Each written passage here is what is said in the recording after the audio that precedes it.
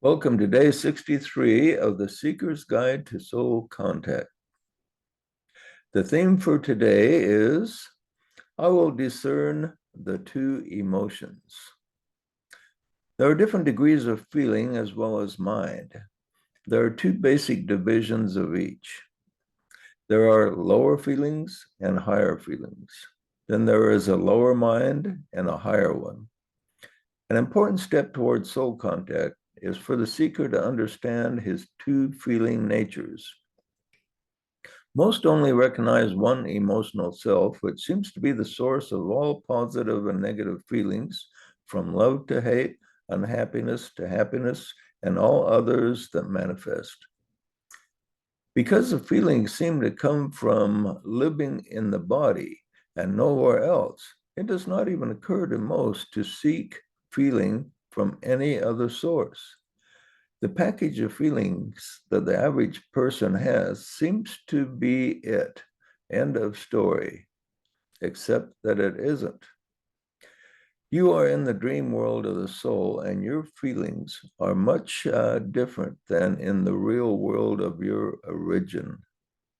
Much of our consciousness is still there in that greater reality, but it does not occur to most to access it. Just as when you have a dream at night, it does not occur to your dream self to access your waking mind. Consider your dreams. You have feelings there, but they are different. You may do something totally outrageous in a dream, and your emotions there would have little effect. Many of the things you feel in a dream are different than they would be if the dream were real. Just as your feelings and thoughts are different and more intense in the regular day consciousness than in the dream, even so, the feelings of your inner self are more real, more intense, and fulfilling than they are in this outer world. In this world, there are different degrees of feeling. If you won $50 on a lottery, you would experience some positive feelings. But if you won $1 million, your feelings would go through the roof.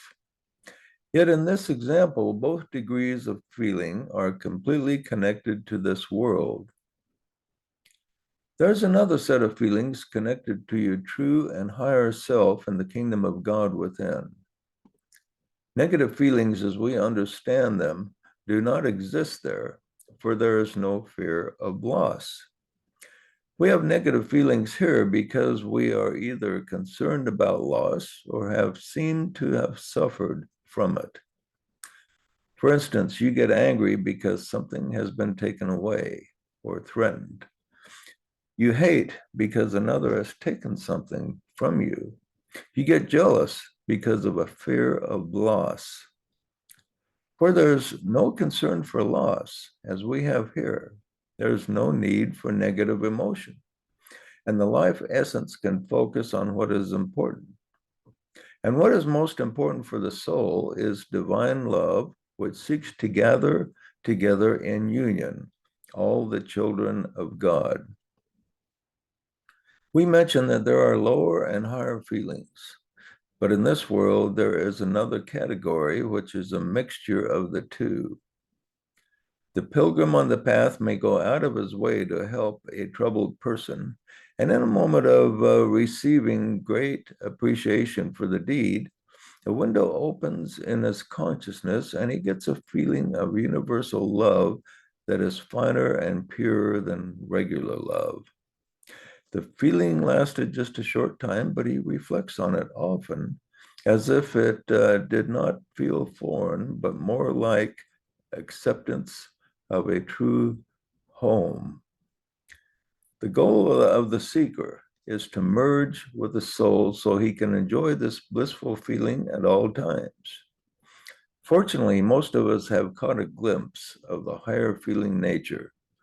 Some examples may be like after helping another, uh, as in the example above, or falling in love and seeing perfection in the one that you adore, feeling yourself free from grievance through forgiveness, Receiving an answer from within after a long search, or another example would be a miraculous healing. Though the seeker may not have fused with his soul, he's caught a glimpse, and that glimpse can be a source of reflection that can bring him closer to the inner contact. The assignment today is to reflect on a time or two in your life when you felt that you have caught a glimpse of the higher feelings of the soul. Once you have identified an occasion, sit back, close your eyes, and relive the event in your consciousness. Go back in your consciousness as if you were there again, living through the scene, vividly feeling the wonderful feelings again. If you do this successfully, it will bring you closer to your soul in the present and increase your chances for additional contact. Repeat this reliving experience several times during the day and use this affirmation: I am in the eternal now, experiencing eternal love. Good thoughts to think about, and we will see you tomorrow.